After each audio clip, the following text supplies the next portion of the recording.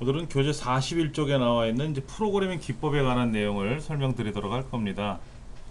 이제 지구상에 컴퓨터라고 하는 게 처음에 등장했을 때는 이 컴퓨터란 기계하고 사람이 어떻게 대화를 하느냐, 그때는 기계 중심의 언어, 기계가 직접적으로 알아들을 수 있는 말을 기계에다가 명령을 거는 거예요.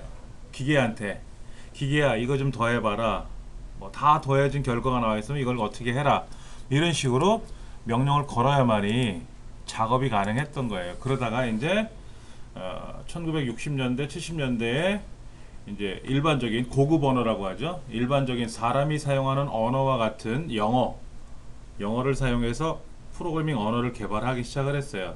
그때 나왔던 게 이제 코볼, 뭐 포트란 이런 언어들이 나와요. 그러다가 미국의 벨 연구소에서 C라는 언어가 나옵니다. 자, 유닉스가 먼저 나왔을까요? C가 먼저 나왔을까요? 문맥을 읽어보세요. 유닉스 운영체제 제작을 위해 개발이 되었으니까 C가 먼저 개발이 됐고 다음에 유닉스가 제작이 됐다라고 오해할 수 있어요. 그렇죠. 이 글로만 읽어봐서는. 근데 유닉스는 아주 초기부터 나왔었어요. 벨 연구소에서 그 유닉스라고 하는 대형 컴퓨터 언어가 이제 운영체제죠. 과거에는요, 지금 생각해 보세요. 우리가 사용하는 윈도우는 삼성 컴퓨터, LG 컴퓨터, 삼보 컴퓨터, 조립 컴퓨터에 다 사용하죠. 근데 초기에 슈퍼컴퓨터나 대형 컴퓨터에서는 A라는 컴퓨터가 있으면 A라는 컴퓨터에 맞는 운영체제가 따로 있고, B라는 컴퓨터를 내가 사오면 B라는 컴퓨터에 맞는 운영체제를 별도로 또 사와야 돼요. 그러니까 컴퓨터 모델이 세 가지면 쉽게 말해서 삼성 거, LG 거, 삼보 거 따로따로 사오면 따로따로 그 회사에 맞는 컴퓨터 프로그램, 운영체제를 따로따로 샀던 그런 시절이 있었어요. 그러다가 유닉스라고 하는 거를 만들었어요. 유닉스라는 걸 만들더니 유닉스는 기종에 상관없이 그냥 깔면 돼요. 유닉스가 무료는 아니더라도 하나만 있으면 여기도 설치하고 저기도 설치할 수가 있잖아요. 그래서 유닉스가 각광을 받았는데 어느 날 벨 연구소에서 무슨 언어를 만들어서 자체적으로 뭘 사용하고 있다는 게 소문이 나기 시작을 한 거예요. 그러니까 이제 많은 사람들이 궁금해 하겠죠. 야, 니네 무슨 언어를 만들어서 니들끼리 사용하냐? 그랬더니 그냥 우리끼리 쓰고 있는 언어가 있어. 이름이 뭐니? 물어봤더니 이름도 없이 썼던 거죠. 그래서 뭐라고 했냐면 벨 연구소의 줄임말 써서 B라고 했어요. B라는 언어를 쓰고 있어 그래요. 근데 그렇게 좋다며, 그러면 이거를 세상에 좀 내놔라, 다 쓰게. 그러니까 그러마. 근데 뭐든지 그러잖아요. 어떤 가수가 노래를 잘한다 그러면 음반을 내듯이 뭔가 이렇게 작품을 만들어내야 될 거 아닙니까? 근데 기존의 유닉스라는 운영체제가 굉장히 복잡하게 만들어 있었어요. 기계어 어셈블리라는 언어를 가지고 막 만들어져 있던 거를 C라는 언어로, 자기네 언어로, B라는 언어에서 자기라는 언어로 새로 개발을 합니다. 그러니까는 제작을 위해서 개발된 게 아니라 리모델링을 한 거죠. 기존에 있던 유닉스를 개량한 거예요. 그러면서 B라는 언어에서 한 단계 발전됐다. 그래서 C가 이름이 나오기 시작한 겁니다. C라는 언어가 1970년대 초반에 나왔는데 전 세계 언어를 정복했어요.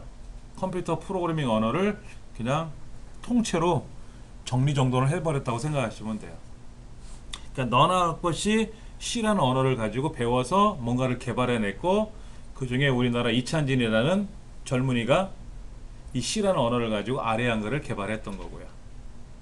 굉장히. 그 다음에 C라는 언어를 가지고 뭐 CAD 프로그램도 개발하고 C라는 언어를 가지고 뭐 다른 것도 개발하고 다.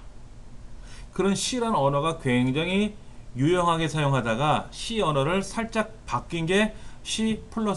여기서 플러스는 하나 증가된다는 뜻으로 사용하는 그 연산자예요. C의 연산자 중에 우리 더하기 빼기 있잖아요. 그것처럼 더하기 그러면 뭐가 하나 증가된다라는 뜻이에요. 그래서 C++라는 말이 나오기 시작한 거죠. 그러다가 이제 선 마이크로 시스템이라는 회사를 만들어서 거기에서 뭔가를 또 프로젝트를 개발을 하다가 리모컨이죠, 리모컨. 리모컨을 만드는데 텔레비전 리모컨, 오디오 리모컨, 무슨 리모컨을 통합해서 만들자. 하나의 리모컨을 다 해결할 수 있게끔 만들자 해서 자바라는 언어를 가지고 개발을 하다가 망했어요. 그래서 그 선 마이크로 시스템에서 자바라는 언어를 가지고 리모컨을 개발하고 있다가 망하니까는 이거를 다른 곳으로 한번 좀 눈을 돌려보자. 그래서 이제 웹 쪽에, 웹 인터넷이나 이런 쪽으로 뭘 개발하는 쪽으로 자바가 이제 선풍적 인기를 끌기 시작을 했죠. 결국에는 자바라를 가지고, 자바라는 언어를 가지고 우리 안드로이드 앱 개발하는 거 있죠. 카카오톡이라든지 이건 다 자바로 만드는 거예요. 근데 자바가 C에서 파생됐어요. C에서 근본은 C예요. 근본은 C고 C에서 자바라는 거로 이제 발전을 한 거죠.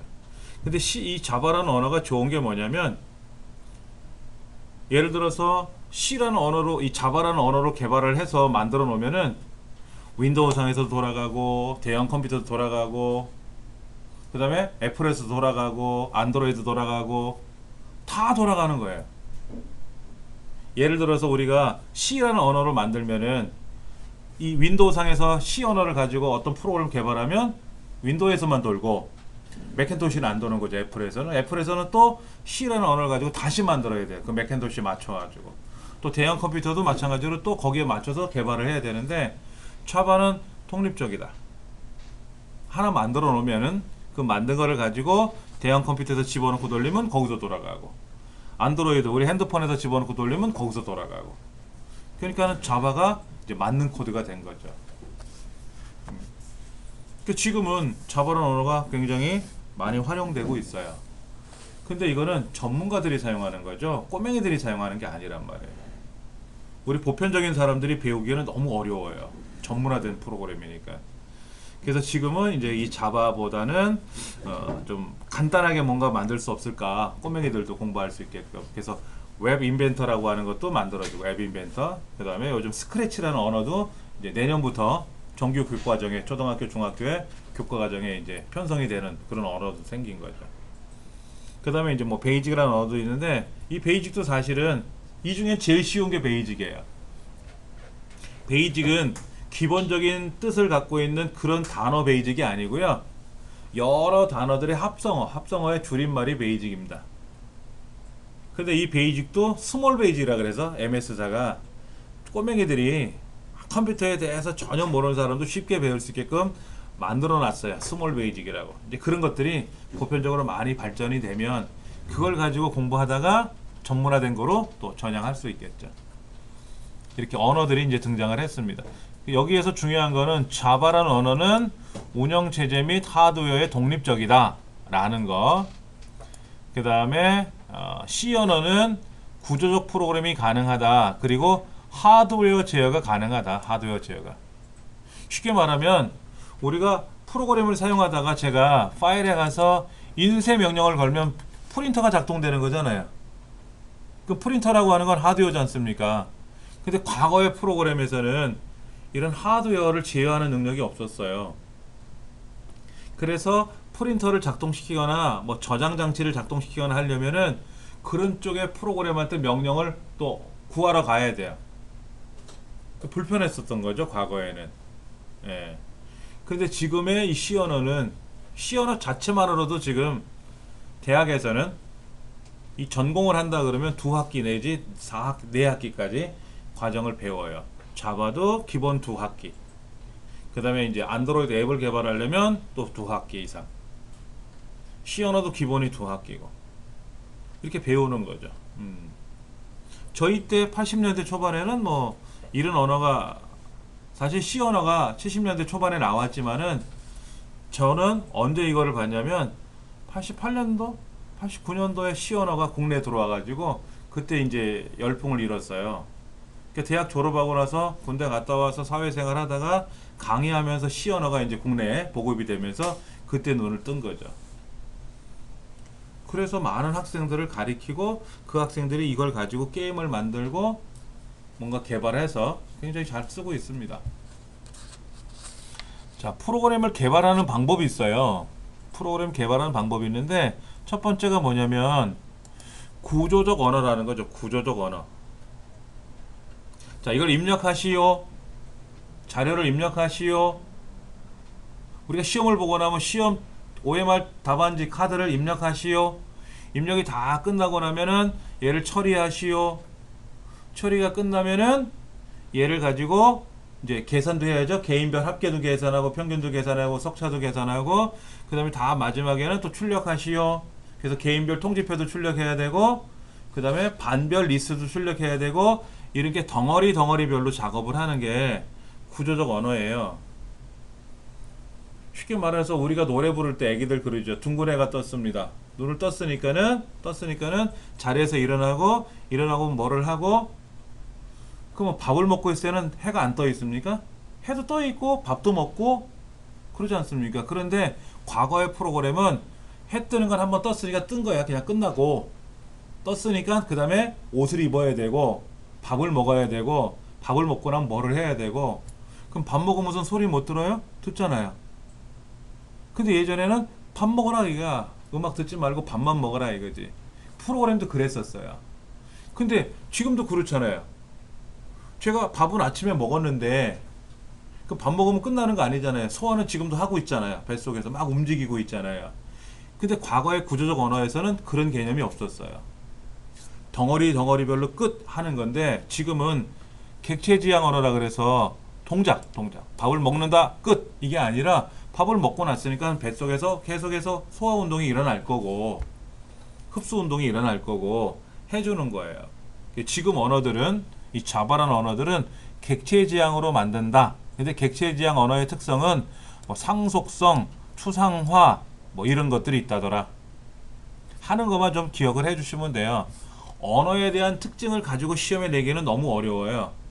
전반적으로 이러한 특성이 있다라는 것만 살짝 보시면 좋고요.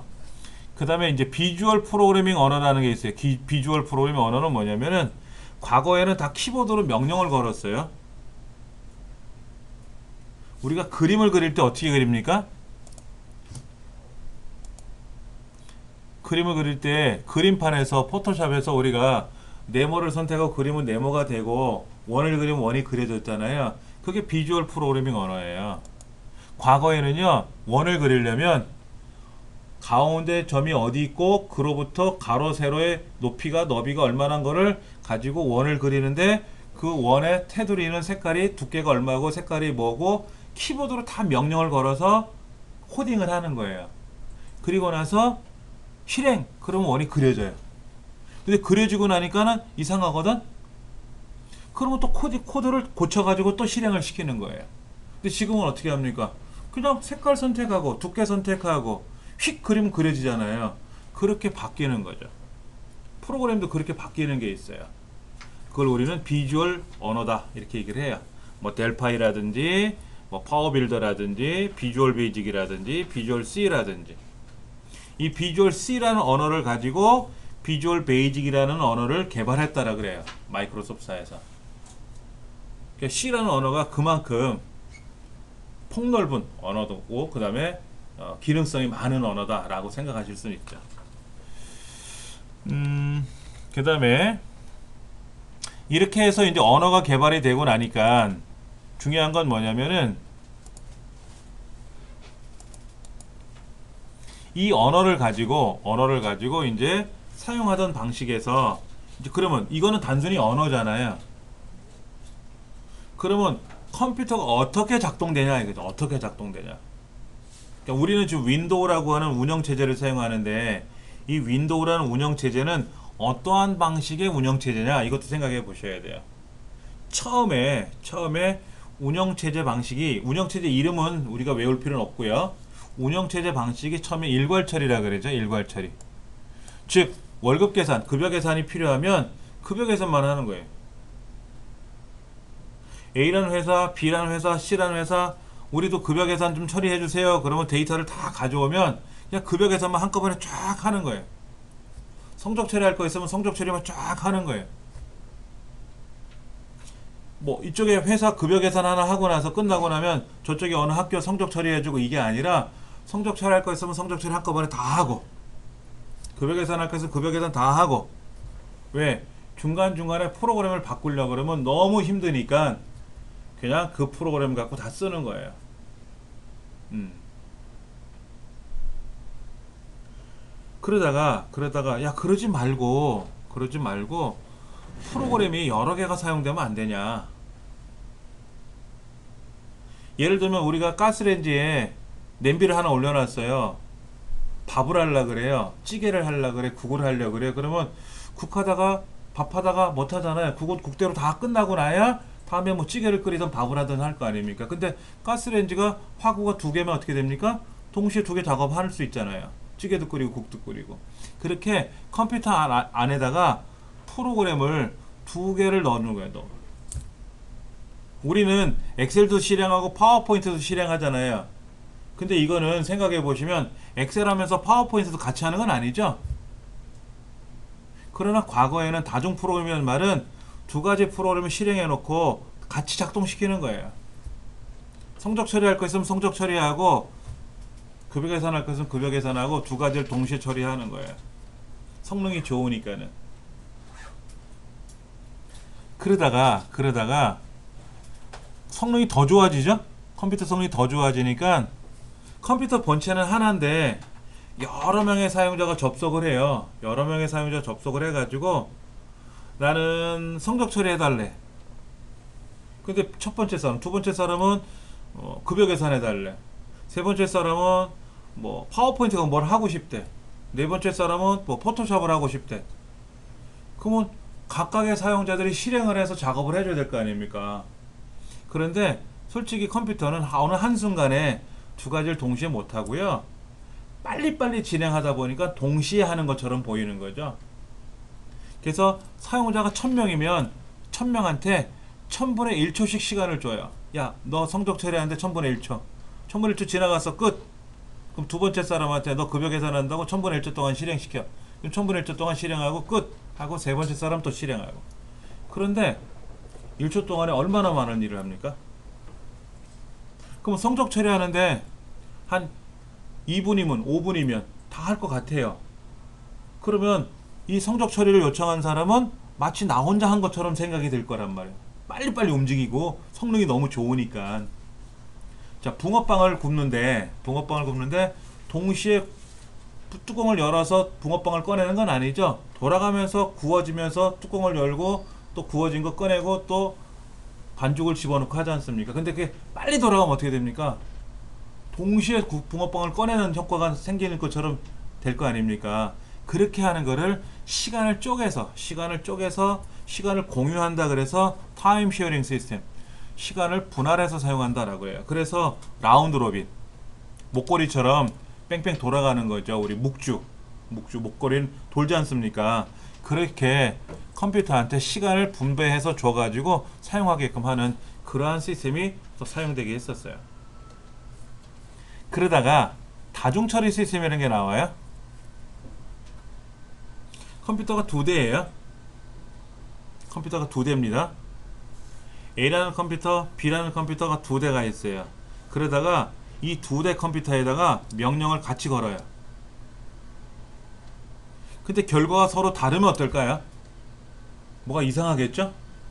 결과가 똑같이 나오면 어떻게 됩니까? 정확히 계산한 거 맞죠? 뭐 세 대 갖고 할 수도 있고요. 자, 듀얼 시스템은 뭐냐면 두 대 컴퓨터에다가 같은 업무를 실행하는 거예요. 그리고 그 밑에 한쪽 컴퓨터 고장이 나면 하는 거는 틀린 말이고, 그거는 듀플렉스 시스템 얘기고,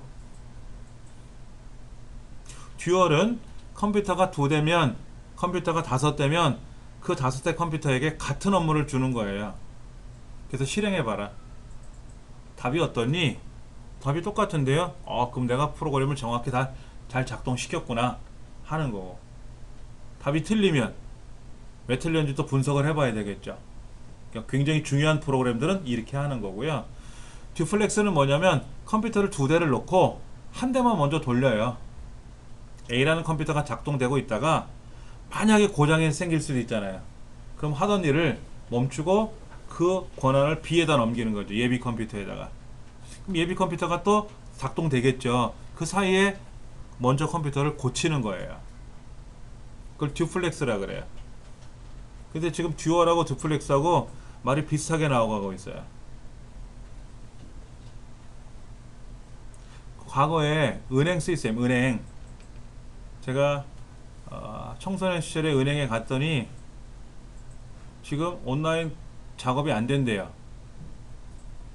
그러니까 본점에 있는 은행 본점에 있는 컴퓨터가 고장이 났다는 얘기죠. 그래서 금융 업무를 못 한다는 거예요. 그러니까 돈을 찾으러 가도 돈을 못 찾고 입금을 할래도 입금이 안 되고 되게 불편한 거예요. 입금이야 은행에다 지점에다 두면 알아서 본점으로 넘길 텐데 인출을 하려고 봤더니 내 돈이 얼마인지를 본점에서 알아와야 되잖아요. 본점 컴퓨터가 멈추니까는 중앙 컴퓨터가 멈추니까는 일을 못 하는 거예요. 근데 어느 순간서부터 그런 일이 없더라고요. 그게 듀플렉스 시스템을 도입한 거예요. 컴퓨터 본체를 예비를 하나 둔 거예요.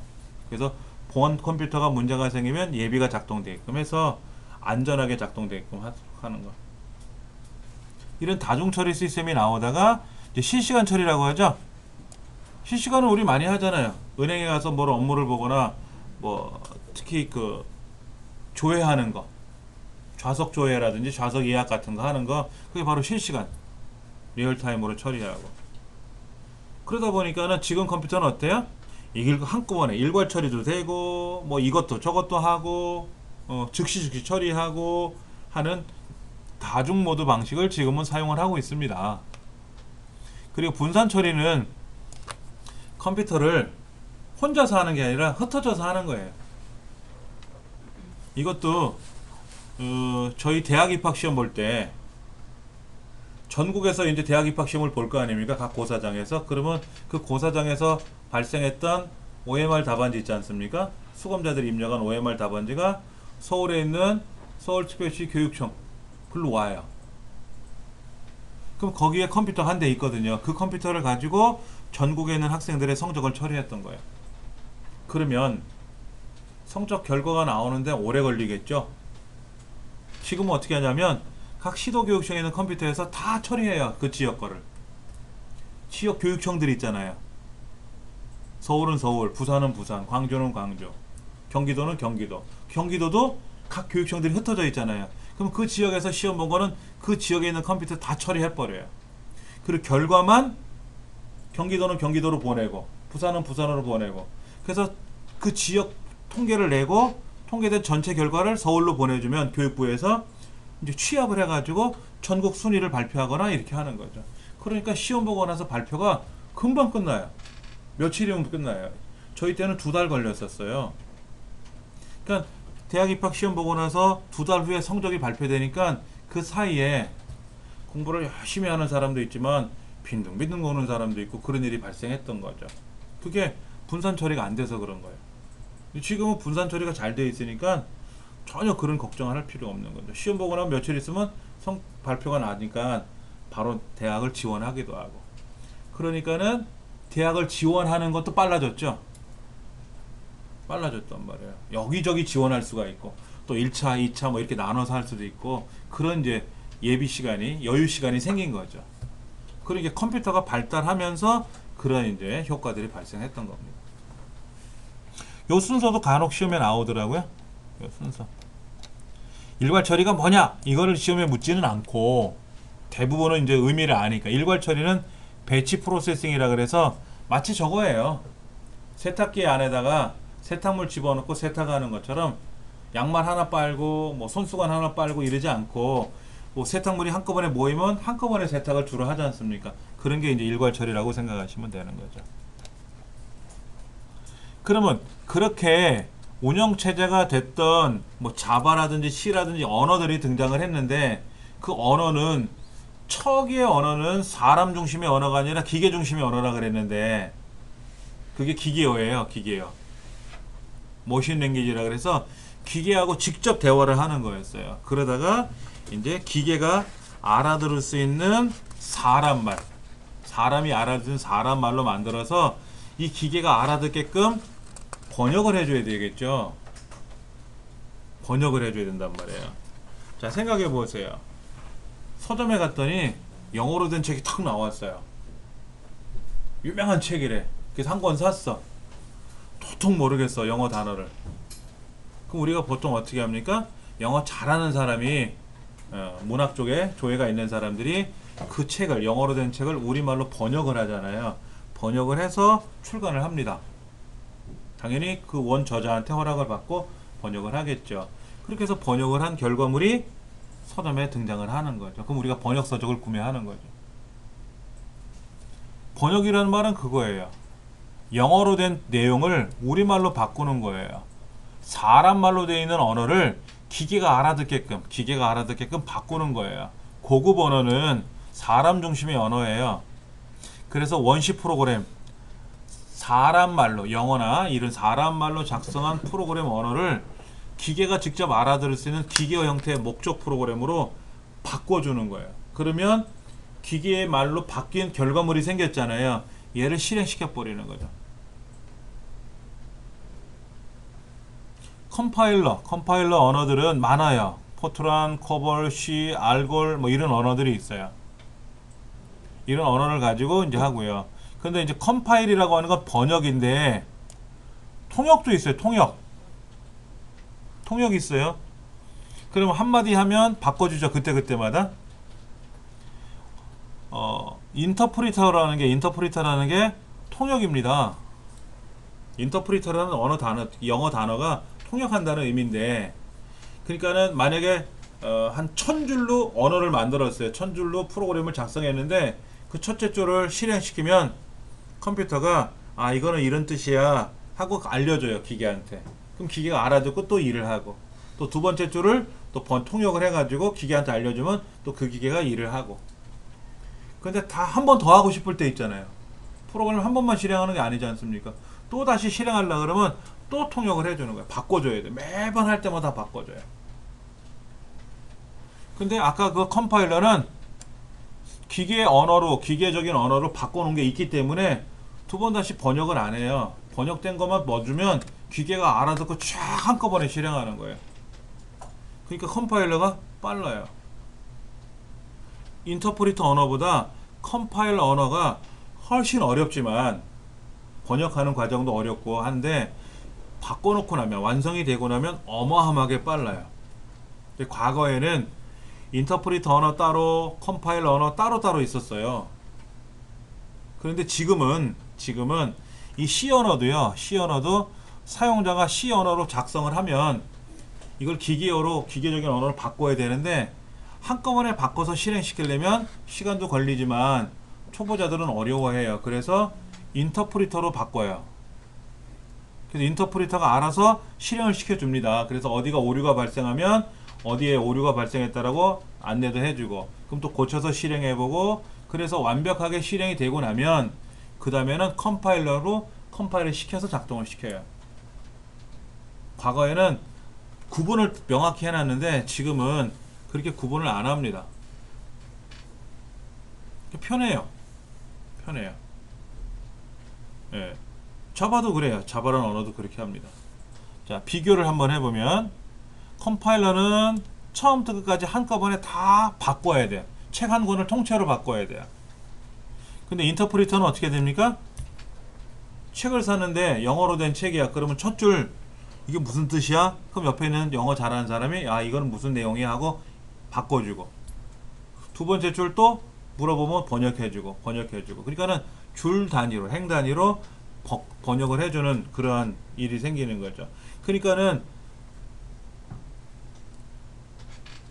속도는 어떨까요? 속도는 한 줄 한 줄씩 물어보니까 한 줄 한 줄씩 답변해주고 빨리빨리 움직일 수는 있어요. 그러나 컴파일러는 통째로 다 바꿔야 되니까 다 바뀌는 데까지 걸리는 시간이 오래 걸릴 수 있다는 얘기죠. 그러나 바꿔놓고 나면 실행 속도는 컴파일러가 어마어마하게 빠르고 인터프리터는 느리다 하는 거죠. 그리고 이렇게 언어가 구분이 돼 있었는데 지금은 그렇게 구분을 시키지는 않습니다. 그리고 어셈블러라는 번역기도 있어요. 어셈블러라는 번역기는 뭐냐면은 어셈블리라는 언어로 만든 것만 번역해주는 전용 번역기예요.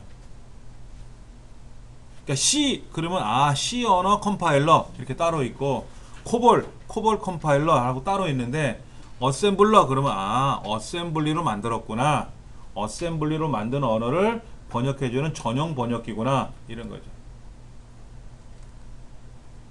그러니까 저희들이 대학에서 처음에 제가 언어 공부할 때는 기계어는 안 배워요. 그 기계어는 그 기계하고 직접 다이렉트로 얘기하는 거기 때문에 굉장히 어려워요. 그러니까 초창기에만 그렇게 이제 했던 거고요.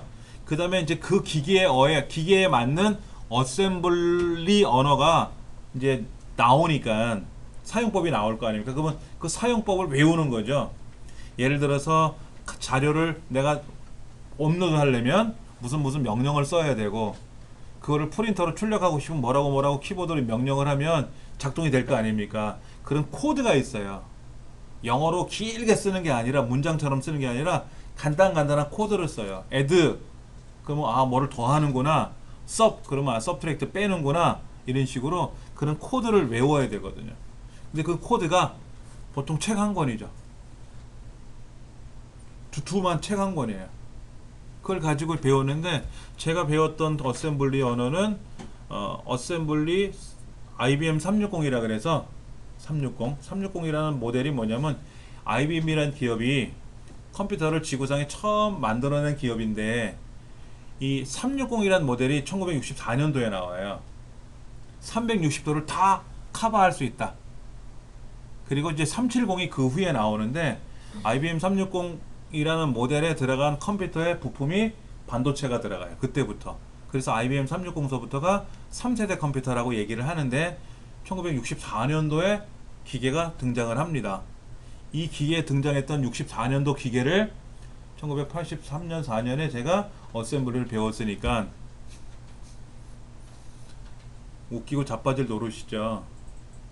20년 전 거를 배우는 거죠. 최첨단을 공부한다는, 컴퓨터 전공하는 학생이 20년 전 거를 배운 거예요.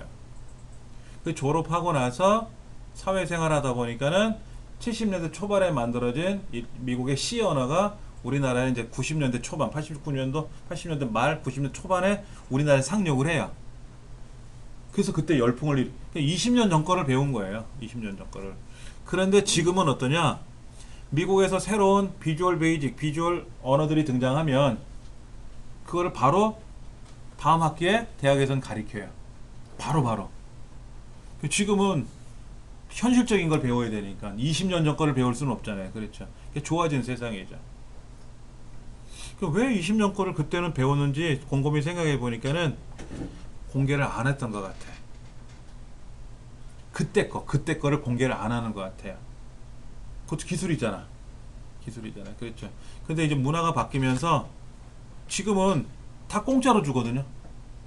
그 비주얼 스튜디오라 그래서 비주얼 C, 비주얼 자바 이런 걸 배우려면 프로그래밍 언어 가격이 뭐 180만 원, 200만 원 막 이랬었어. 이거를 돈을 주고 사서 쓰든지 대학에서도 기관에서 그거를 구매를 해서 사용하고 해야 되는데, 학생들은 이제 야매를 쓰는 거죠. 그렇게 불법으로. 지금은 다 무료예요. 예전에 180만 원 주고 사던 거를 무료로 써, 대학생들은. 그 학생이다라는 게 인증이 되면은 그냥 무료로 쓰세요. 공부하는 거니까. 공부해서 그게 더 개발이 되면 어떨까요? 회사 입지가 올라가는 거예요. 입지가. 지금은 그렇게 변한 것 같아요. 자, 그렇게 해서 프로그램을 만들었어요. 자, 그러면 여러분들 카카오톡이라는 앱 있지 않습니까? 그 카카오톡이라는 앱은 한 사람이 만들었을까? 아니겠죠? 굉장히 많은 사람이 같이 개발했을 거란 말이에요. 왜? 그 중에는 보이스톡, 카카오톡에서 음성으로 얘기하는 게 보이스톡이고, 그 다음에 또 얼굴 보면서 하는 것도 있잖아요. 예, 그런 각각의 기능을 전문가들이 있을 거 아닙니까? 그 전문가들이 따로따로 개발을 하는 거예요. 그 다음에 거기 보면 이모티콘 넣어주고 막 이런 것들 있잖아요. 그런 거 디자인하는 사람이 따로 있거든요. 디자이너들은 디자인만 하지 프로그램은 개발 못할 거 아닙니까? 그렇게 팀이 구성되어 개발을 하는데, 그러니까 덩어리로 만들어요. 처음에 로그인하는 창 따로 만들고, 로그인하면 친구들 주소록에 있는 친구들 가져오는 기능, 그렇게 해가지고 그 사람들하고 서로 문자 보내고 받고 하는 역할, 그 다음에 거기에 들어가면 예를 들면 게임 같은 거를 또 진행할 수도 있잖아요. 그런 거를 연결하는 또 프로그램 다 따로따로 만들어서 결합하는 거죠. 퍼즐처럼. 그러니까 프로그램을 하나를 만드는 게 아니라 여러 가지를 만들어서 결합해요. 결합을 하면 그게 이제 하나의 프로그램이 되는 거죠. 카카오톡 그러면 카카오톡 안에는 기능이 여러 가지가 있는데 그거를 결합을 해서 우리는 보통 카카오톡이라고 부르는 거잖아요. 그렇게 이제 링커라 그래. 링커를 하고 그 다음에 이제 얘를 실행하려면 우린 카카오톡을 따당 누르면 실행이 되지 않습니까? 근데 과거에는 실행하는 프로그램을 불러와요. 로더를 실행해. 로더야. 그럼 로더가 이제 물어보죠. 뭐를 실행해 드릴까요? 카카오톡을 실행해 달라. 카카오톡이 어디 있는데요? 그럼 찾아보기 눌러서 아 여기 있네 하고 클릭을 해주면 열기 누르면 카카오톡이 이제 실행이 되는 거였어요. 근데 지금은 어때요? 아래한글 실행할 때 로더를 불러서 아래한글을 실행하는 게 아니라 아래한글을 더블 클릭하면 실행이 되잖아요. 그것처럼 과거에는 로더가 있었는데 지금은 로더를 다 집어넣어 버렸어요. 프로그램 안에다가. 그래서 한컴 타자 연습을 더블 클릭하면 바로 실행이 되게끔. 과거는 이렇게 했다. 그래서 소비자들이 이게 불편한 거야. 개발자들 입장에서 불편한 거예요. 로더를 불러서 실행하려니까 귀찮으니까 프로그램 안에다가 내가 어떤 실행 파일을 만들어 놓으면 로더가 작동되게끔 다 자동으로 개발자가 전문 개발자 MS나 자바라든지 이런 전문 개발자들이 만들어 갖고 제공을 해주니까 소비자들은 이제 개발하면서 일반 소비자들은 개발만 하면 알아서 작동이 되니까 편하다 이거죠. 그래서 처음에 프로그램을 개발을 하고 그거를 기계가 알아듣게끔 번역을 시켜서 실행을 시키면 번역을 시켜서 프로그램을 다 연결을 해야죠. 링킹이라는 게 링커에 의해서 결합이 되는 거고요. 그리고 나서 이제 실행이 되는 거죠. 실행이 되고 나면은 이제 실행하는 프로그램을 불러와서 이제 실행을 하는 이런 과정을 가지고 우리가 작동이 된다라고 하는데 쉽게 말하면 번역, 처음에 작성, 번역, 프로그램, 실행 이렇게 생각하시면 돼요. 그 다음에 요즘은 이제 또 인터넷이잖아요. 인터넷 아까는 C 언어, 뭐 자바 언어, 그 다음에 뭐 코볼 포트란 이런 거는 현재 사용하기도 하지만 사용하지 않는 것도 많은데 인터넷이라고 하는 문화에서 인터넷이라는 공간에서 사용하는 언어는 뭐가 있느냐? 가장 많이 사용하는 게 HTML이라는 언어예요. HTML이라는 언어가 1999년 12월 24일 1999년 12월 24일까지 문법 규정을 정해놨어요. 꽤 오래전 얘기죠. 그렇죠? 그러다가 국제기구에서 그 이후로부터 발생한 거에 대한 언어 표준이 지정이 안 됐던 거예요. 여러분들 예를 들면 예전에는 유튜브 들어가서 유튜브 실행하려 유튜브 동영상 보려면 동영상이 안 보였습니다. 그래서 어떻게 봐야 되느냐? 그 유튜브 동영상을 볼 수 있는 프로그램을 실행을 설치해야 돼요. 컴퓨터에다가. 그래야만이 유튜브에는 동영상이 실행이 됐던 거예요. 근데 이제 무조건 사진이 들어있는 건 사진은 바로 보였습니다. 인터넷상에서. 소리도 안 들렸어요. 그러니까 소리를 재생해주는 프로그램을 또 깔아줘야 돼요. 인터넷상에다. 그러면 이 컴퓨터에서는 영상도 보이고 소리도 들리고. 근데 다른 사람 컴퓨터에 갔더니 거기는 유튜브 들어갔더니 소리가 안 들려. 동영상이 안 보일 수도 있어요. 그럼 또 거기에 맞는 프로그램 또 깔아야 돼. 그게 소비자가 불편한 거야. 그냥 인터넷상에 들어가서 보면은 동영상도 자동으로 재생이 되게끔 하면 안 되냐. 매번 프로그램 깔아주고 불편하고 하더라. 그래서 그거를 2014년도쯤인가 이제 다시 HTML5라고 하는 규정을 줘가지고 이제 인터넷상에서 바로 브라우저가 크롬 브라우저나 인터넷 익스플로러 브라우저가 유튜브에 있는 동영상을 바로 볼 수 있게끔 그런 것들을 그 전서부터 만들어냈었는데 2014년도쯤에 이제 국제기구인 W3C라고 하는 여기에서 표준을 만들었어요. 그래서 이제 정식 명칭으로 HTML5라는 의미가 나온 거고요. 스마트폰에서 사용하는 우리 네이버 앱들 있잖아요. 이것도 다 100% HTML5로 만드는 거예요. 여러분 인터넷 실행하시면은 인터넷 안에 그 네이버를 가시거나 구글을 가시거나 다음을 가시거나 가실 거 아닙니까? 그럼 거기에 있는 그 네이버도 다 HTML로 만들었었어요. HTML로 만들다가 2014년도 이후로부터는 HTML5로 바꿔서 다 만들어 놨습니다. 국제 표준으로 따라가서. 근데 제 홈페이지는 아직 HTML로 만들어져 있어요.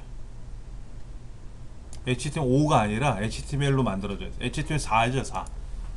4인데 지금은 이제 표준이 바뀌니까는 4에서도 5처럼 작동은 돼요. 예. 스마트폰도 다 HTML5로 가고요. 걱정 없이 갈 수 있다. 최근에 나온 시험 문제는 HTML5가 뭐냐 하는 게 이제 시험에 나왔던 거 있었어요. 그 다음에 DHTML은 뭐냐면 다이나믹한 기능을 또 강화시킨 거다. 다이나믹한 것. 그 다음에 이 HTML이든 HTML5든 간에 단점이 있어요. HTML이나 HTML5에서는 우리가 사용하는 명령어가 있습니다. 명령어. 그 명령어를 우리는 뭐라고 부르냐면 태그라 그래. 태그. TAG. 태그. 이 태그가 정해져 있어요.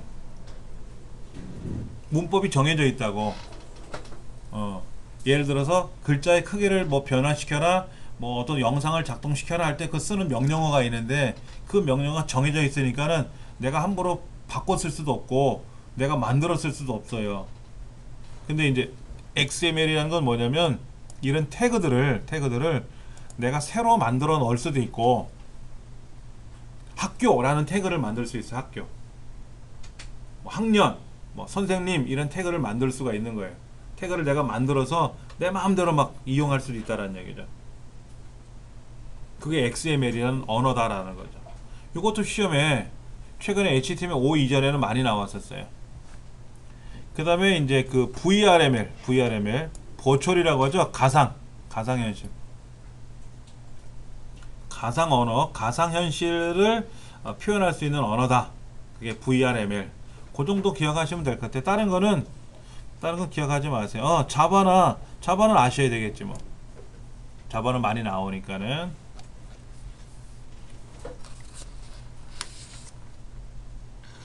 그 다음 통신. 우리가 통신을 하면 지금 제가 하는 수업 방식은 제가 일방적으로 떠들고 있잖아요. 여러분 듣기만 하고요. 간혹 여러분이 질문을 하시기도 하지만 주로 제가 일방적으로 떠드는 거잖아요. 텔레비전이나 라디오처럼 한쪽에서 떠들면 한쪽에서는 듣기만 하는 거예요. 그런 통신망을 단양통신, 심플렉스라 그래요. 실제로 이런 통신망들이 있습니다. 라디오 통신이나 텔레비전 통신은 이렇게 하는 거예요. 그리고 우리가 이제 전화를 사용하거나 인터넷을 하면 보내고 받고 서로 얘기하고 듣고 하지 않습니까? 이거를 풀 두플렉스라는 통신 방식을 사용하는 거고요. 인터넷이나 전화 같은 경우. 그 다음에 무전기 사용해 보셨어요 혹시요? 워키토키. 이 무전기는요 특성이 뭐냐면 말을 할 때는 상대편 말이 안 들려요. 그래서 상대편 말을 듣고 있을 때는 내가 말을 못 합니다. 그게 뭐냐면 무전기에는 후크 스위치라는 게 있어가지고 얘를 눌러야 마이크가 작동이 돼요. 그 말을 할 때는 스피커 쪽이 멈춰요. 그래서 보내고 받고는 가능한데 말을 할 때는, 보낼 때는 송신할 때는 수신이 안 되고 수신 중에는 송신이 안 되고, 그러니까 이런 거죠. 5사람이 대화를 하는데 2사람이 말을 잡고 마이크를 잡고 떠들면 어떻게 될까요? 2사람 소리는 다 들려요. 나머지 3사람한테는. 정작 2사람은 못 듣는 거죠. 그러면 2사람이 대화할 때 말을 한참 하고 있는데 저쪽에서 말을 일방적으로 해버리면, 둘 다 말을 해버리면 못 듣잖아요 서로. 그래서 무전기에서는 뭐뭐 했다 오바라고 하는 거예요. 뭐 내가 무슨 말을 다 끝나고 나면 어디 나와라 오바 그러면 내 할 말 끝났으니까 네가 말해라. 그럼 그쪽에서 나 여기 있다 하고 어쩌고 저쩌고 오바 그러잖아요. 그러면 이제 그 말을 듣고 상대편은 또 자기 말을 하고 오바라고 하는 거예요. 그렇게 해서 내 할 말 했으니까는 네가 말해라 하는 식으로. 안 그러면 둘 다 떠들면 안 들리니까. 그런 방식이 하프 듀플렉스 반이중 방식이다라는 얘기죠. 그 다음에 이제 네트워크를 운영하는 방식에 있어서 과거에 은행 본점에 중앙 컴퓨터에서 일방적으로 뭐를 보내주고 이렇게 해주는 거.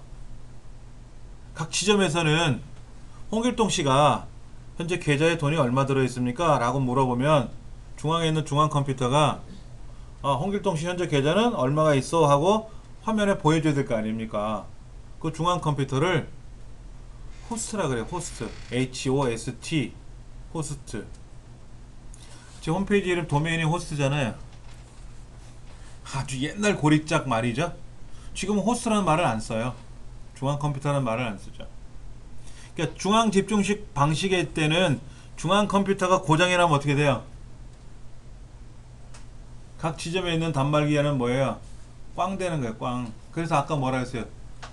듀플렉스 예비 컴퓨터를 하나 두고 예비가 작동되게끔 한다 그랬지 않습니까? 그렇게 하다가 그렇게 되면은 너무 힘들다. 특히 우리 컴퓨터는 단말기인데 이 단말기가 과거에는 키보드하고 모니터 이것만 붙어있던 시절이 있었어요. 본체는 없고 본체는 중앙에 있었으니까. 근데 우리 지금 사용하는 컴퓨터는 본체가 따로 있지 않습니까? 얘는 지능형 단말기라 그래요. 얘도 자기 일을 해요. 계산도 하고 엑셀도 하고 다 해요. 그런데 얘가 못하는 게 있죠. 다른 데 있는 정보를 우리가 모르지 않습니까? 그러니까 네이버에 가서 물어보면 네이버가 답변해 주지 않습니까? 그 네이버를 우리는 서버라고 하죠. 서버 서비스 해주는 거. 우리는 뭐죠? 그러면 손님이네.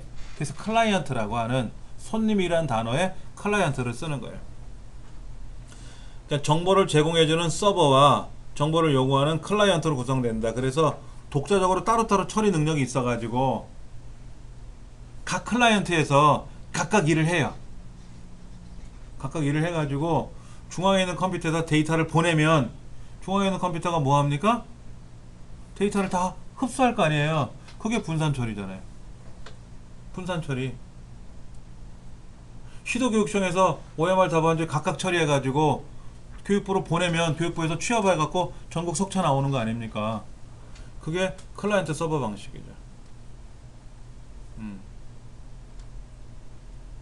서버라고 하면 무조건 서비스만 해주고 그런 건 아니고요. 우리 컴퓨터도 여기에서 제가 서버 역할을 맡을 수 있어요. 그럼 여러분이 사용하는 정보가 제가 여기서 제공해 드릴 수도 있죠. 근데 이 컴퓨터 성능이 떨어지니까 서버 역할을 못 하는 거예요. 서버를 하려면 서버 역할을 하려면 컴퓨터에 있는 회로들이 더 좋아야 돼요. 이거는 개인이 쓰게끔 만들어진 부품이라서 혼자 쓰기에는 괜찮은데 서버 역할을 하기 위해서 작동을 시키면 멈춰버려요. 못 견딥니다. 그럼 서버가 한 대 갖고는 안 될 수 있겠죠. 보통 서버 한 대가 한 고성능 같으면 한 1000명을 동시에 처리할 수 있다고 하는데 10,000명이 들어오면 어떻게 되죠? 10대가 있어야 되겠죠. 그러니까 이 구글 아시아권 서버 센터가 그 서버 대수만 25만 대예요. 25만 대. 이런 컴퓨터가 아니라 이것보다 훨씬 좋은 컴퓨터가 25만 대가 쫙 꽂혀 있는 거예요. 어마어마한 거죠. 예. 과거에 다음이 서울의 서버 센터에서 1000대라 그랬거든요. 그러니까 네이버가 나오기 전에 다음이 먼저 움직였거든요. 그 다음에 서버 센터 1000대라 그랬었어요. 그러다가 그 서버가 지금 어디로 갔냐면 제주도로 갔단 말이에요. 다음 서버가 제주도에 있어요. 제주도에서 모든 서비스 역할을 하는 겁니다. 그쪽에서. 그래서 직원들이 제주도로 가가지고 거기서 생활하면서 일을 해요. 그래서 행정적인 거는 이제 서울에서 하고. 이제 그러다가 이제 네이버라는 게 이제 등장을 했지 않습니까? 네이버는 이제 더 많은 서버를 구축을 해가지고 우리나라를 이제 점령했잖아요. 결과적으로. 거기는 서버가 더 많죠. 그러나 구글이나 이런 거는 견줄 바는 아니고 구글은 전 세계적으로 유명한 거니까.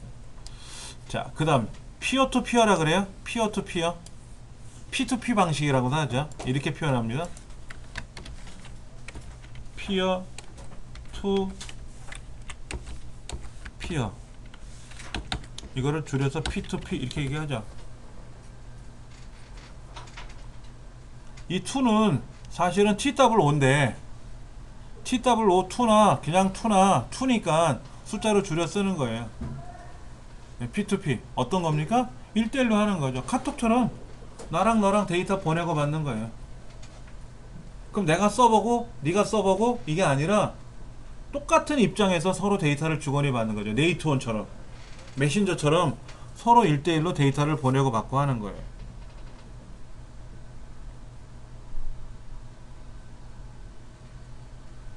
그렇게 하는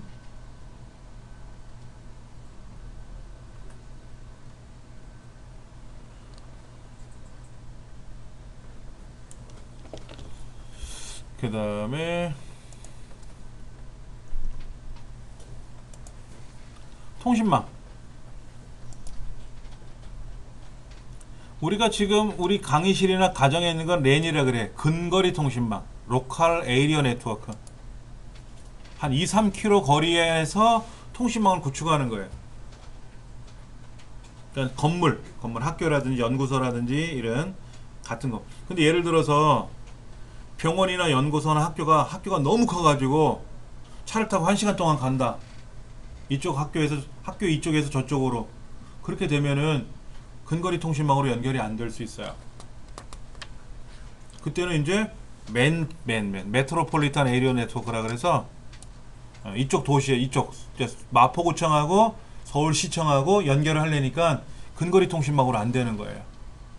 거리가 너무 멀어서. 그때는 이제 다른 방식을 구축을 해야 되겠죠. 그 다음에 이제 웬 이거는 나라와 나라끼리 뭐 하는 건데, 예. 생각해 보세요. 백악관 홈페이지에 들어가면 백악관 정보가 지금 뜨죠. 백악관의 주인이라고 하는 사람이 지금 우리나라에 와 있지 않습니까? 예, 어제 보니까 오산기지인가? 오산기지에 에어폴스 1이 도착을 했더라고. 에어폴스 1 아시잖아요. 영화에도 나왔던 그 비행기. 예, 미국 대통령 전용 1호기라고 하는 거. 그리고 그 비행기가 오기 전에 그 네이비 1인가? 헬리콥터가 거기 있었어요. 헬리콥터는 프로펠러하고 몸통을 분해해서 우리나라로 보냈어요. 항공모함을 통해서 보냈든지 뭐 보냈겠죠. 그래서 여기서 다시 조립을 해서 그걸 쓰는 건데, 그 헬리콥터도 보통 헬리콥터가 아니래요. 거기에서 모든 거를 다 통제할 수 있대요. 그리고 이제 그 헬리콥터를 타고 이제 미군 기지 또 오산 기지인가 어디로 갔단 말이에요. 거기서 이제 병사들하고 같이 식사하고, 그 다음에 이제 미국 대사관하고 뭐 국회 이동할 때는 또 승용차로 가지 않습니까? 그 승용차 어떤가요? 어마어마하잖아요. 차 두께가 20cm 철판이래요. 그 유리가 15cm래나? 그렇게 두꺼우면 차가 움직이나? 어마어마하게 비싸다 그러더라고요. 인터넷상에 그런 게 떴길래 한번 봤어요. 그것도 이제 굉장히. 자, 그런데 그 백악관 홈페이지에 들어가서 우리가 뭐를 보면 또 아까 그랬잖아요. 그 에어폴스 1에서 뭐 미국에 있는 본국하고도 통화가 되고 다 통제를 할 수 있다 그랬지 않습니까? 그럼 통신망이 얼마나 좋으면 예전 생각해 보세요. 서울에서 부산에 있는 친척하고 대화하려면 어떻게 됩니까? 여기 우체국에 와가지고 휴대전화 신청해요. 왜 저희 집에 전화가 없었으니까 휴대전화 신청해가지고 그럼 막 빽빽 소리 질러가면서 부산 사람하고 얘기하고 그랬던 게 있었어요. 그러다가 이제 공중전화 등장하고 DDD 띡띡띡띡 누르면 그게 이제 광통신이라는 게 연결이 되면서 아주 뭐 부산 사람하고도 부산하고도 가볍게 뭐 지구 밖에 저기 반대편에 있는 나라하고도 국제전화가 아주 부드럽게 되지 않습니까? 그런 것들이 바로 이 웬이라고 하는데, 에러 발생률이 높기는 높죠. 아무래도 옆집에 전화하는 것보다는. 근데 지금은 다 위성으로 연결되어 있으니까 잘 된다는 얘기를 생각하시면 되고, 그 다음에 벤 부가가치 통신망이라 그래. 부가가치 통신망 060 뭐뭐뭐 띠리리 이런 거 있잖아요. 오늘의 운세 3분 한 통화에 뭐 500원에 부가 이용료가 추가됩니다. 뭐 이런 거 있죠. 부가가치 통신망. 그 다음에 ISDN. 근데 우리들이 알고 있는 일반 전화통신망이나 이런 것들은 다 아날로그입니다. 우리 가정에 있는 전화기 있잖아요. 다 아날로그로 가는 거예요. 광통신으로 가는 거는 다 아날로그예요. 근데 ISDN은 전화통신망 자체가 디지털로 가요. 그랬던 시절이 있었어요. 자, 그럼 이건 어떻게 할까요, 우리? 이 핸드폰은 어떻게 합니까? 부산에 있는 친구랑 내가 지금 전화를 하고 있어요. 어떻게 통화가 될까요? 부산하고 무선으로 통화가 되나요? 아니에요. 여기서 제일 가까운 기지국을 찾아요. 이 핸드폰 SK텔레콤 통신망 사용자는 이 동네 어딘가에 중계기가 있어요. 저희 아파트에도 중계기를 달아놨더라고. 그러면 그 통신망을 통해서 유선을 가요. 유선을 타고 이 사람의 가입자가 지금 부산에 있는 친구인지 영국에 있는 친구인지 찾을 거 아닙니까? 그 친구가 어디에 있는지까지 거기까지 유선망을 가요. 그리고 그 동네에 가서 무선이 가는 거예요. 그러니까는 그 통신망까지 들어가는, 무선 통신망까지 들어가는 그 접속하는 데까지는 디지털로 가요. 그리고 거기서부터는 유선은 아날로그로 갑니다. 유선은 디지털로 안 가니까 광통신은 다 아날로그로 가는 거죠. 그럼 알아서 디지털 아날로그를 바꿔주겠죠. 소비자는 몰라도 상관없지 않습니까? 그러면 이제 부산에 있는 친구에 있는 그 기지국에 있는 주변에서 이제 무선 통신망으로 움직여서 디지털로 저랑 통화하는 거예요. 마치 옆에 있는 것처럼 아주 조용조용히 얘기해도 잘 들리지 않습니까? 그 다음 BISDN도 있고요. BISDN. 여러분들 동영상을 가지고 이거 하잖아요. 우리 얼굴 보면서 대화할 수 있죠? 음성통화, 그 다음에 영상통화도 있잖아요. 영상통화는 어떻게 합니까? 사람의 목소리나 문자 같은 거를 보내는데 영상도 보내야 되잖아요. 그게 BISDN이라고 하는 겁니다. 디지털로 가는 거예요. 물론 저기서 서울까지 부산까지 뭐 외국까지 그냥 다 디지털로 가는 건 아니고, 무선으로 가는 건 아니고 유선으로 가고 그 다음에 위성으로 가고 해서 그쪽에 다시 또 무선으로 가고 하겠지만, 비동기식 전달 방식을 얘기하고 있어요. 비동기식. 시험에도 나와요. 비동기식은 뭐냐? 비동기식은 뭐냐 하는 거죠. 여러분 10명이 줄을 맞춰서 뜀박질을 하는 경우가 있어요. 우리가 단체 대항 경기를 하면 그 단체가 10명이면 10명이 다 들어와야만이 성공한 거잖아요. 그렇죠? 그런데 생각해 보세요. 그 10명이 순서대로 들어와야 됩니까? 아니면 먼저 들어오든 나중에 들어오든 들어오고 나서 인원이 맞으면 되는 겁니까? 방식이 다르겠죠. 과거에 동기식 여기 동기식, 비동기식 말고 동기식은 뭐냐면 내가 데이터를 보내야 되는데 이 데이터가 통째로 가요. 통째로. 즉 통째로 간다는 얘기는 라면 상자를 하나 보낸다고 생각해요. 라면 상자 하나를. 그건 라면 상자를 통째로 배송을 해야 되는데 저쪽에 가려고 보니까 길이 좁아서 라면이 통째로 못 가, 상자가. 그럼 어떻게 됩니까? 하나씩 분해해서 가도 되죠. 그런데 동기식은 뭐냐면 안 돼요. 그렇게 하면 통째로 가야 돼요. 저쪽에 막혀. 그러면 통째로 못 가. 그럼 다른 길로 가야 돼. 그런데 비동기식은 뭐냐면 야 흩어져, 이거 흩어져. 우리가 통째로 가기는 힘드니까 흩어져서 각각 흩어져서 갑니다. 그 목적지에서 다시 만나면 되잖아요. 그럼 한 덩어리 될 거 아닙니까? 그게 비동기식이에요. 우리 텔레비전에도 광고 나왔었어요. KT나 이런 이제 통신망 광고할 때 이쪽에 통신망이 많으면 저쪽에 흩어져서 뭐 분산해서 가고 뭐 이런 거 있었어요. 광고 중에. 근데 광고를 보고 이해를 하기도 하지만은 저게 왜 저런 광고를 했을까? 예를 들면 길이 좁은데 양이 한꺼번에 가려니까 힘들어요. 근데 저쪽 길이 비어 있거든? 그럼 양 일부를 보내면 될 거 아닙니까? 그러면 따로따로 흩어져서 가서 다시 큰 길에서 만나면 되잖아요. 그걸 비동기식 설명을 했던 거예요. 그런 통신망.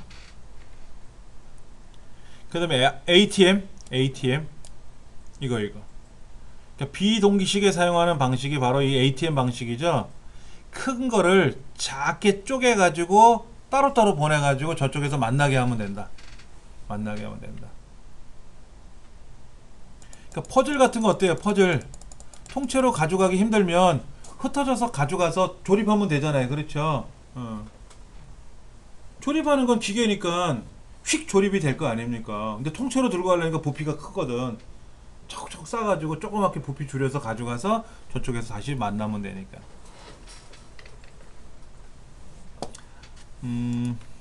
요거 한번 좀 볼까요? 여러분들.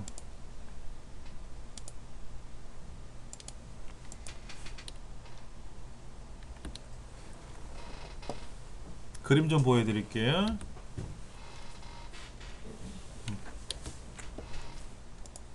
이게 이제 뭐냐 하는 거죠? 이게 이제 고밀도 집적 회로예요. 고밀도 집적 회로. 그러니까 4세대 사용했던 컴퓨터 반도체 회로죠. 우리 많이 이런 거 봤을 겁니다. 컴퓨터 뚜껑 열어보면 이런 거 많이 있거든요. 이거 진공관. 옛날 진공관 이런 거. 요 이제 볼륨 조절하는 건지 뭔지 몰라 이렇게 조절을 하면 막 불이 켜지고 이렇게 할 수 있겠죠? 진공관 요즘 쓰는 경우 없잖아요. 요거는 요즘 만들어진 것 같아요. 요즘 여기에 뭐 라이트 인풋, 레프트 인풋. 요즘은 이 앰프 같은 거 있잖아요. 오디오 앰프를 앤틱처럼 해가지고 이렇게 이제 진공관을 집어넣어서 멋있게 꾸미긴 하는데 진공관을 쓸 일이 없죠. 트랜지스터 반도체 IC만 해도 더 좋은데. 그러니까 조그맣게 우리가 라디오를 만들 수가 있는 거죠. 이 진공관 사용하면 멋은 있어 보이고 비싸기만 해요. 요즘. 요게 이제 IC. 이 접촉 핀이 하나, 둘, 7개. 이쪽에 7개, 저쪽에 7개. 14개네, 14개. 지금은 보세요. 접촉하는 게 되게 많죠? 되게 많아요. 아까 얘가 14개 했단 말이에요. 근데 요즘 사용하는 CPU는 1150개. 접촉 이 핀수가 더 많은 거죠. 이게 트랜지스터입니다. 이게 벨 연구소에서 만들었어요. 벨 연구소는 기가 막혀요. 뭘 많이 잘 만들어내. 그래서 떼돈을 어마어마하게 벌어요. 전화기 발명이 누가 한 거예요? 전화기 발명. 벨이 만들었다고 되는데요. 역사 속에 그 재미난 얘기가 있어요. 그 벨의 친구들한테 연락을 해서 만나자 그랬대요. 만나가지고 야 내가 전화기라는 걸 만들었어. 이렇게 연결해서 얘기를 하면 서로 통하게 그걸 만들었어. 그랬더니 한 친구가 쪼르륵 하고 특허청에서 특허를 내버린 거예요. 그 원리를. 그 사람이 벨이래요. 그래서 그 실제 개발한 사람은 자살했다는 얘기도 있어요. 웃기죠, 그렇죠? 그 다음에 우리들이 많이 아는 스티브 잡스가 그 애플을 만들었다 그랬잖아요. 그 만든 게 또 아니래네. 진짜인지 가짜인지 몰라. 그러니까 그런 이상한 얘기가 많이 돌지 않습니까? 알고 봤더니 스티브 잡스는 장사를 기가 막히게 잘한대요. 장사를. 뭐를 만들어 놓잖아요. 그러면 엄청나게 잘 판대요. 그래가지고 그 개발자가 뭔가를 만들어냈는데 컴퓨터를 PC를 이제 만들어냈는데 뭐가 시원찮고 그랬나봐. 그랬더니 스티브 잡스가 보더니 아 이거는 이렇게 바꾸고 저렇게 바꾸면 될 것 같네 했더니 뭐가 만들어졌대. 그리고 장사를 잘하고 말을 잘하니까 그 사람이 만든 것처럼 돼버렸다는 그런 뭐 이 뒷얘기도 있는데 근데 문제는 이 사람이 애플을 창업하고 결국에서 쫓겨났잖아요. 쫓겨난 이유가 장사 못해서 쫓겨난 거거든. 영업을 못해서. 그때 쫓겨났다가 다시 온 거잖아요. 그래서 다시 와가지고 만든 게 컴퓨터가 아니라 아이팟을 만들었단 말이야. 아이팟. 그래서 세상이 들썩거렸잖아요. 그 전까지 삼성에서 만든 마이마이. 조그만 거 안에 8곡이 들어가게끔 그 키보드 이어폰 꽂으면 노래가 나오는 mp3 플레이어를 만들어 갖고 전 세계 많이 판매를 했는데 아이팟을 만들 때 하드 디스크를 넣었어요. 그래서 거기다가 10만 곡, 뭐 5천 곡 이렇게 그게 10만 곡은 아닌 것 같고 5천 곡, 8곡, 아유 여기는 5천 곡 들어갑니다. 그랬더니 해가지고 그걸 산 거예요. 거기다가 화면 장치를 만들었죠. 그게 아이팟의 다음 버전이었고요. 거기다가 말하는 기능을 넣었죠? 그게 아이폰이잖아요. 계속 개발해낸 거예요. 스티브 잡스가. 그러니까 그 말도 아닌 것 같아. 뭐 영업을 잘한다, 말을 잘한다, 뭐 못한다, 그래 쫓겨났다, 이것도 아닌 것 같고. 그러니까는 몰라. 진실은 뭔지는 모르겠어. 진실은 뭔지는 모르겠어. 그러나 우리가 교과서에서 배운 거는 전화기는 벨이 만들었다. 그래서 벨 연구소를 만들었는데 이 벨 연구소에서 별 것들을 다 만들어요. 대표적인 게 이 트랜지스터입니다. 산업혁명이죠, 이것도. 이것 때문에 2세대 컴퓨터라는 게 말이 생긴 거고요. 이렇게 트랜지스터들이 등장을 했고요. 그 다음에 이제 슈퍼컴퓨터 볼게요. 슈퍼컴퓨터. 한국과학기술정보연구원이라고 하는 거죠. 과거에는 과학기술원 시스템공학센터라고 하는 이름으로 있었는데요. 바뀌었습니다. 여기에 성기수 박사라고 하는 분이 대한민국 국민 중에서 컴퓨터 제1호 박사예요. 하버드 대학에서 전산학 박사학위 1호를 우리나라 사람 최초로 받아가지고 귀국을 했습니다. 그래갖고 이 사람이 이 슈퍼컴퓨터를 운영하는 여기 기관장이 된 거예요. 근데 그 당시 때 슈퍼컴퓨터는요, 보시면 조금 뭐랄까 서글퍼질 수가 있는데요. 자, 보세요. 쌍팔년도에 들어온 겁니다.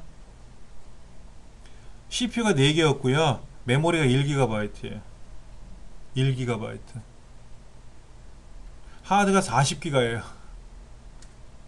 우리 지금 사용하는 컴퓨터가 4GB고 500GB 하드를 갖고 있는데 옛날엔 그랬어요. 그리고 93년에 이제 물러났고 그 후에 또 들어온 게 이제 CPU가 16개짜리고 메모리가 4기가에 하드가 203기가.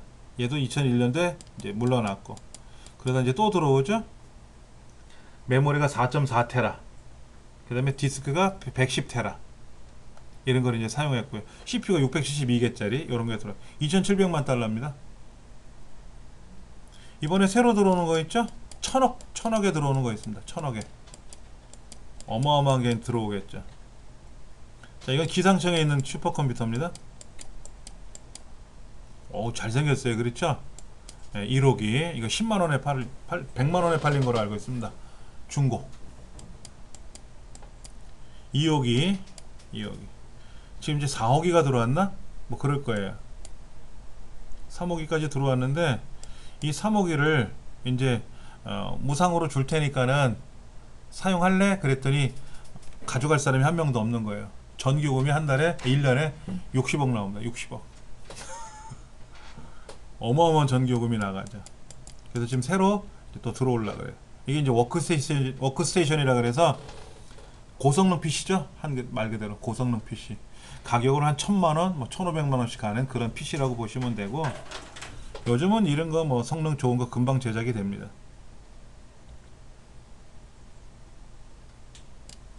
얘는 또 어떻게 생겼나 볼까요? 이러한 이제 슈퍼컴퓨터들이 있고요. 대형 컴퓨터, 미니 컴퓨터는 한 2, 3억 정도 돼요. 가격이. 미니라 그래서 조그만 거 아닙니다. 마이크로 컴퓨터, 우리 흔히 말하는 PC들이죠. PC들 이런 거.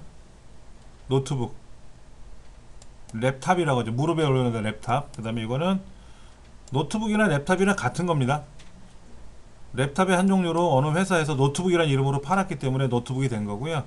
팜탑은 이제 컴퓨터에다 올려놓고 쓰는 거죠. 불편해서 어디 쓰겠습니까? PDA, 핸드폰인데 전자수첩도 되고 뭐 이런 기능이 들어있는, 지금은 이제 스마트폰으로 바뀌었죠. PDA라는 말을 지금은 거의 안 쓰고요. 이제 아날로그. 우리나라 교수가 만든 국내 최초의 아날로그 방식의 컴퓨터. 이게 지금 이 양반이 뭐 소개하고 이렇게 뭐 이런 거 표시하는 거를 소개하고 있다고 나오는데, 이거 많이 보시죠? 혈압 측정기. 우리 어디 가면 이렇게 팔뚝 집어넣으면 혈압 나오잖아요. 그럼 요건 디지털이고 요건 아날로그고, 하이브리드죠. 하이브리드. 이거 보세요. 들고 다니는 거. 본체, 모니터, 키보드, 스피커. 야, 배터리. 이들이 어떤 건지 아시겠어요? 생각만 해도 끔찍하지 않습니까? 어깨가 얼마나 아플까? 지금은 이런 거 있지 않습니까? 팔뚝에 키보드를 그려놓고요. 여기서 팔뚝 뜯어서 치면 키보드 그림이 나오고, 아니면 이렇게 헬멧 같은 거 쓰면 공중에다 막 하는 거 있지 않습니까? 우리 공상 영화 보면. 지금은 그렇게 바뀌었죠. 그리고 한동안 그 외국 드라마가 우리나라에 이제 들어왔을 때 그 셀마라는 이름의 그 홀로그램 카드 방식의 컴퓨터가 있었어요. 예, 신용카드 같은 걸 갖고 다니는 애가 컴퓨터야. 그래서 이름이 셀마입니다. 셀마, 좀 뭐 좀 보여줘. 그러면 얘가 홀로그램으로 쫙 보여줘요. 그래서 이 주인공이 비행기를 타는데 비행기 조정법을 모르니까 셀마 조정법 빨리 알려줘. 그러면 이 비행기가 모델이 뭐고 매뉴얼을 딱 해가지고 홀로그램으로 설명해요. 예, 오른쪽에는 뭐를 작동시키고 뭐를 해서 이렇게 하십시오. 그럼 그 비행기가 날아가고, 그리고 신용카드에 이렇게 카메라가 붙어가지고 이렇게 갖다 대요. 이렇게 그러면 저 사물에 있는 거를 촬영을 해서 분석을 해가지고 또 홀로그램으로 이렇게 영상으로 보여주고. 그런 시절이 되면 무서울 것 같은데. 이건 이제 우리가 흔히 말하는 주기억 장치, 메모리죠. 이렇게 생겼습니다. 요게 이제 반도체죠. 반도체 칩들이 붙어 있고요. 8GB짜리 메모리래요. 8GB. 이건 옛날 메모리. 요 노란 거는 순금이고요. 요 하얀 거는 순은입니다. 예. 과거에 롬. 영창 피아노에서 만든, 영창 피아노 들어가는 건데 사운드 롬이라고 되어 있는 걸 봐서는 영창 피아노, 디지털 피아노에 들어가는 그 롬인 것 같아요. 예, 여기다 이제 이걸 꽂아가지고 작동시키는 것 같아요. 이게 롬, 이건 램, 이건 하드디스크. 하드디스크 안에 이렇게 철판이 들어있어요. 철판이 돌아가서 작동이 되는 겁니다. 이렇게 철판. 이걸 플래터라 그래요. 플래터. 철판이 4장 들어있죠? 그럼 여기 전축 바늘 같은 게 막 왔다리 갔다리 같이 따로따로 움직이는 게 아니라 같이 움직여요. 그래서 자료를 분석하고 하는 거죠. 이렇게. 이건 이제 M2 SSD 방식. 보통 하드디스크처럼 생긴 그러한 그 크기, 조그만 명암 크기로 만든 SSD 있지만 본체, 메인보드 본체 안에다 꽂아 쓰는 SSD 방식이에요. 이걸 M2 방식이라고 합니다. 이런 것도 있고요. 이거는 이제 하드디스크나 SSD를 여러 개를 꽂아서 쓰는 저장 공간입니다. 저장 공간. 저장 장치로 쓰는 거죠. 그러니까 많이 꽂죠? 꽂으면 꽂는 대로 용량이 늘어나는 거예요. 되게 좋을 거 아닙니까? 많은 양을 저장할 때 이런 거를 꽂아 놓으면 되는 거예요. 이거는 이제 하드디스크고, 이거는 반도체 칩으로 생긴 SSD고요. 요런 칩이 우리 USB 메모리에 붙어 있던 거예요. 옛날 브라운관. 요거 보이세요? 요거 보이세요? 청진기처럼 생긴 거 있잖아요. 여기에 순간 전압 22,000V가 흐릅니다. 그래서 여기 있는 오른쪽에 있는 전자총에서, 이쪽 전자총에서 이쪽 표면에다가 순간 전압을 빵 하고 쏘는 거예요. 빨간색, 노란색을 쏘는 거예요. 그럼 이 화면에 진공으로 된 유리관 안에서 불빛이 터져 가지고 글자가 보이고 영상이 보이고 하는 거였어요. 공간을 많이 차지하니까 이제 사라진 거죠. 이거 이제 메인보드. 메인보드 보시면 여기 CPU 꽂는 자리, 그 다음에 빨간, 검은색, 파란색 이건 메모리 꽂는 자리, 그 다음에 여기는 그래픽카드 꽂는 자리, 그 다음에 이쪽에는 하드디스크 DVD 장치를 꽂는 자리, 그 다음에 여기는 이제 전기를 연결해 줘야 되고, 얘가 또 꺼놓으면 시스템 종료를 하면 날짜와 시간을 기억해야 되니까 건전지를 가지고 기억하고 있는 거고요. 이렇게 시계죠, 시계. 다이어리, 칼렌더와 같은 이런 거를 기억해 주는 거고요. 그 다음에 요 왼쪽에 이제 키보드, 마우스, USB를 꽂을 수 있는 단자가 있고요. 얘보다 얘가 더 성능이 좋은 겁니다. 보시면 여기 아시죠? 그렇죠? 키보드, 마우스 꽂는 자리가 있고요. 근데 뭐 많이 꽂네요. 많이 꽂요. CPU 꽂는 자리, 그래픽 카드 꽂는 자리가 하나, 둘, 세 개가 있는 걸 봐서는 굉장히 고가에 대만제 에이수스라는 브랜드네요. 그리고 여기 지금 색깔로 되어 있는 또 윗부분에 하드디스크, DVD, SSD 이런 걸 꽂을 수 있는 장치가 붙어 있는 거예요.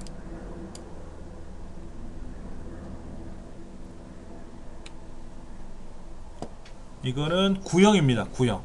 아주 오래된 방식의 메인보드예요. 예전에 이렇게 생겼었습니다. 하여튼 보시면 CPU 꽂는 자리가 있고요. 요 노란 뚜껑을 뜯어내고 CPU가 들어가고요. 그 다음에 메모리 빨간색, 노란색의 메모리가 꽂히고요. 근데 이쪽에 연두색으로 된 이 부분은 구형 하드디스크를 꽂았던 자리고요. 여기는 이제 보라색하고 노란색에 있는 그 하드디스크나 DVD 장치를 연결했던 그런 거고요. 그 다음에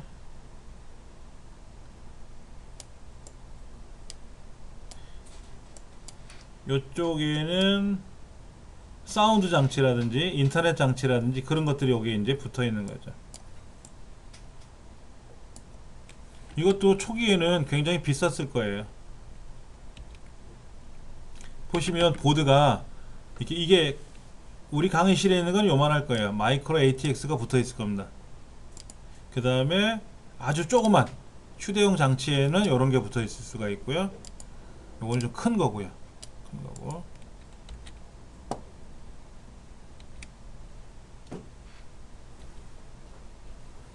이게 허브예요. 허브. 인터넷 허브.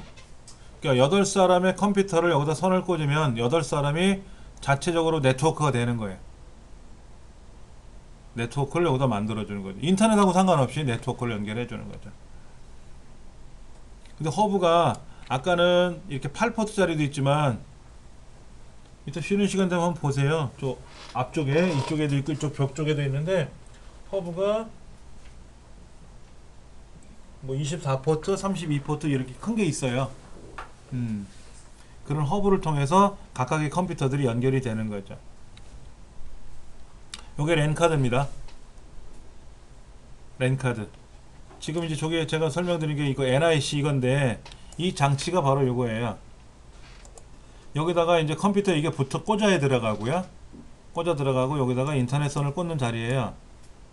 그러면 이제 얘가 반짝반짝 거립니다. 반짝반짝 거려요. 여러분 컴퓨터 켜 있는 거 보시면 거기 반짝반짝 거릴 겁니다. 자기 컴퓨터 뒤를 봐야지 뭐. 아니 뒷사람 작동되고 있는 컴퓨터 뒤를 보시면은 거기 불이 반짝반짝 거릴 거예요. 인터넷에 꽂혀 있는 자리에. 꺼져 있는 자리는 뭐 안 나올 테고. 근데 과거에는 인터넷을 하는 컴퓨터가 많지 않았거든요. 그래서 인터넷 하고 싶은 사람은 얘를 사서 꽂았던 거예요. 근데 지금은 다 인터넷 하지 않습니까? 그러니까는 이걸 사서 꽂는 게 아니라 그냥 컴퓨터 본체 뒤에 선을 꽂게끔만 돼 있는 거죠. 그럼 다 작동이 되니까. 근데 이거는 보시면 4개를 꽂죠. 4개 꽂게끔 돼 있잖아요. 이게 좀 특별한 장치죠. 보통 하나만 꽂아 쓰는데 인터넷은 4개를 꽂으면 인터넷 4가지를 한꺼번에 받아가지고 처리하는 거예요. 그러니까 서버들은 한 회선을 통해서 데이터가 주거니 받거니 하면 안 되거든요. 혼자서 다 하려면 힘드니까 여러 개를 꽂아서 작동을 시켜야 돼요. 이런 거. 인터넷이라고 하는 것이죠. 예. 뭐 게이트웨이라는 말도 나올 거고, 라우터라는 말도 나올 거고, 예. 리피터라는 말도 나올 거고, 이런 것들이 많이 나올 겁니다. 브릿지라는 말도 나올 거고요. 예. 그러니까 컴퓨터 사용하는 용어들이 되게 복잡한데 첫 번째 나오는 게 이거예요. 인터페이스 카드라고 하는 거는 인터넷을 연결할 수 있는 카드. 우리는 랜 카드, 이더넷 카드, 네트워크 어댑터라고 얘기하죠. 어댑터, 아답터. 우리 옛날 말로 아답터 그러잖아. 아답터. 그러니까는 하나는 3V짜리 전류를 쓰는 거고 하나는 220V를 쓰는 거니까 아답터 꽂아서 쓰는 거잖아요. 그러니까는 얘는 선을 꽂아야 되고 얘는 선을 받아들여야 되니까 서로 형태가 다르잖아요. 서로 다른 형태를 연결해 주는 게 어댑터예요. 성질이 다른 애를 연결해 주는 거. 어댑터가 없으면 연결이 안 되는 거죠. 그러니까 이제 이더넷 카드, 랜 카드, 네트워크 어댑터, 인터페이스 카드 뭐 다 같은 말이고요. 그 다음에 허브 아까 여러 개 꽂는 거 보셨죠? 우리 가정에 그 공유기에도 보면 뒷면에 허브가 붙어 있습니다. 본체를 하나 쓰시는 집도 있지만 컴퓨터를 여러 대 쓰시는 집도 있잖아요.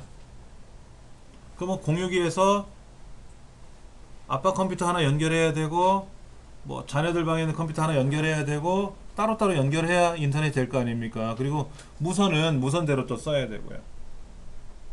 여러분은 어때요, 환경이? 공유기 한 대를 가지고 혼자 쓰십니까? 컴퓨터가 여러 대면 여러 대로 연결해야 되잖아요. 그냥 유선에, 내 허브에서 선을 빼주면 되죠. 근데 애들 공부방에는 컴퓨터가 4대가 있어요. 데스크탑 2대, 노트북 2대, 합치 4대가 있어요. 그 4대를 동시에 작동시켜서 애들이 놉니다. 그러면 이 공유기에서 애들 공부방으로 4개의 인터넷선이 가야 될 거 아닙니까? 그럼 4선 가려면 귀찮잖아요. 그러니까 한 선만 보내요.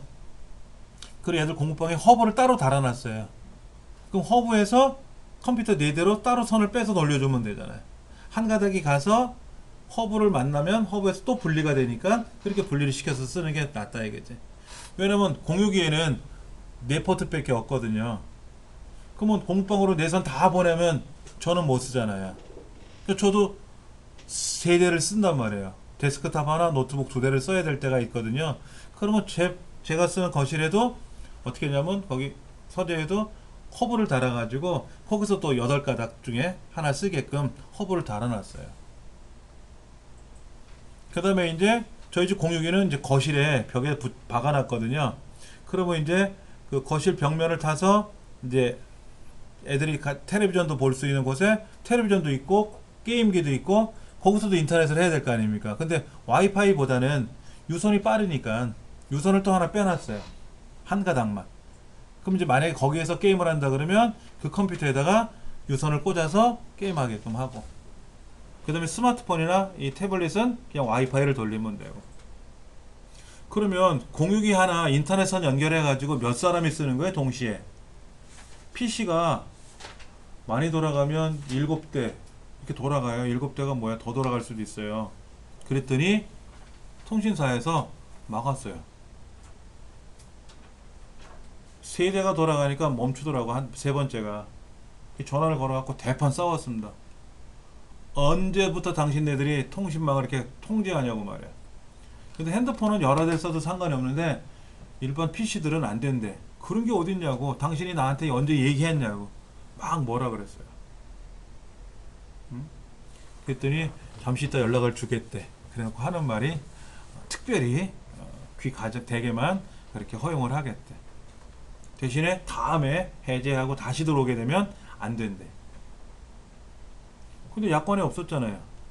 약관음도 자기들이 중간에 바꿔버리면 말이 되냐고 막 뭐라 그랬어요. 나 이거 고발하겠다. 그랬더니 알았습니다. 저희 집만 유난히, 왜냐면 통신망을 운영하는 통신사에서, 통신회사에서는 저희 같은 고객이 있으면 힘들죠.